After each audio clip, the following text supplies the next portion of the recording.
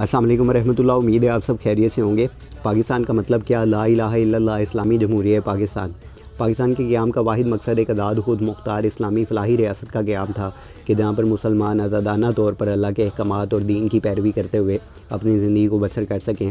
یہی علامہ اقبال کا خواب تھا جسے قائد اعظم نے پایہ تکمیل تک پہنچایا، لیکن انفارچونیٹلی افسوس کے ساتھ ہمارے ملک میں کبھی بھی اسلامی قوانین کا جو نفاذ ہے اس کو ممکن نہیں بنایا جا سکا، اور اسی وجہ سے ہمارا ملک دن بدن پستی کی جانب جاتا رہا اور جو معاشرتی جو برائیاں ہیں وہ جنم لیتی رہیں۔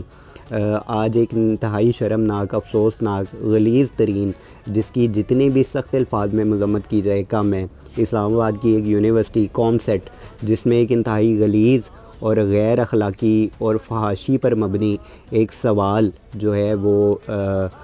شامل کیا گیا، جس کو میں اس بیان کرنا بھی جو ہے اس قابل نہیں سمجھتا کہ اس پہ بات بھی کی جائے۔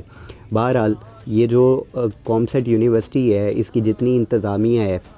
وہ اس کو فوری طور پر نہ صرف برطرف کیا جانا چاہیے بلکہ اس کی سخت سے سخت ان کے خلاف کارروائی کرنی چاہیے، اور اس یونیورسٹی کو ہمیشہ کے لیے بند کر دینا چاہیے، اور اس جیسے جتنے ادارے ہیں جو فحاشی کو پروموٹ کر رہے ہیں اور اسلامی اور دینی اقدار کو چیلنج کرتے ہیں، ان کا پاکستان سے صفایا کرنا بڑا ضروری ہے، اور یہ جاننا بھی بڑا ضروری ہے کہ یہ کون لوگ ہیں جو ایسی یونیورسٹیز کے پیچھے ہیں جو پاکستان کے ایجوکیشنل سسٹم کو خراب کرنا چاہ رہے ہیں اور لبرلزم کو پروموٹ کر رہے ہیں۔ اس کے خلاف سخت سے سخت کارروائی ہونی چاہیے، اور